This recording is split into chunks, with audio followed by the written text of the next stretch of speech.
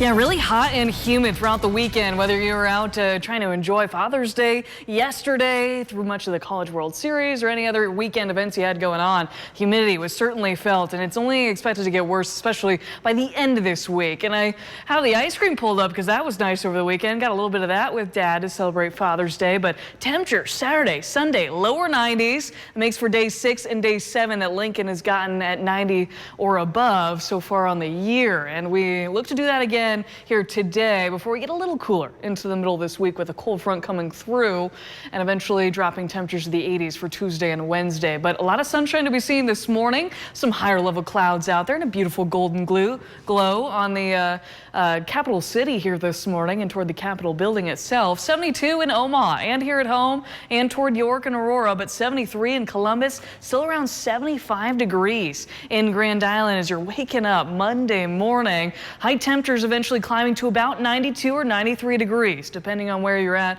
with a southerly breeze around 10 to 15 miles per hour, gusting maybe up to 25 miles per hour. So a hot day for day 4 of the College World Series if you're headed up that way. The heat index this afternoon through the worst of the afternoon, maybe up to 95 degrees in Lincoln, maybe even in the middle and upper 90s looking at Columbus and over toward Kearney this afternoon. With dew points that'll be in the middle and upper 60s throughout the day today. They're in the middle 60s already this morning, so a little bit of the humidity we felt early today.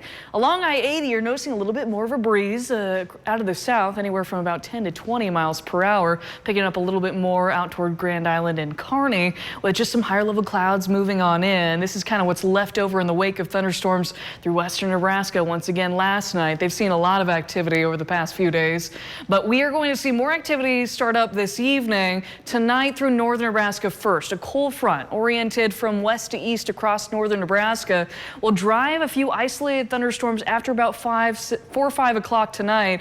An initial isolated tornado threat with these and some large hail as they're getting going closer to the South Dakota border. This is 7 o'clock before a line starts to form, and then there are going to be more scattered severe storms possible from western Nebraska coming to meet this line as it's dropping south, and it's crashing together through central and eventually southeast Nebraska beyond about midnight tonight. So maybe a night that we're going to be waking up by some thunderstorms, but they should be weakening as they come through southeast Nebraska and then coming to an end throughout tomorrow morning with a little bit lingering. But the overall severe threat looks like this. There's an enhanced risk from Alliance back here in western Nebraska through Albion in central Nebraska, and then we're still within a slight risk before this drops to a marginal risk through far eastern and southeastern sections of the state. The damaging wind is the main factor for that enhanced level 3 to 5 risk for some higher confidence in that area. But as those storms are initially forming here in northern Nebraska, isolated tornado possible and some large hail that could be creeping toward 2 inches,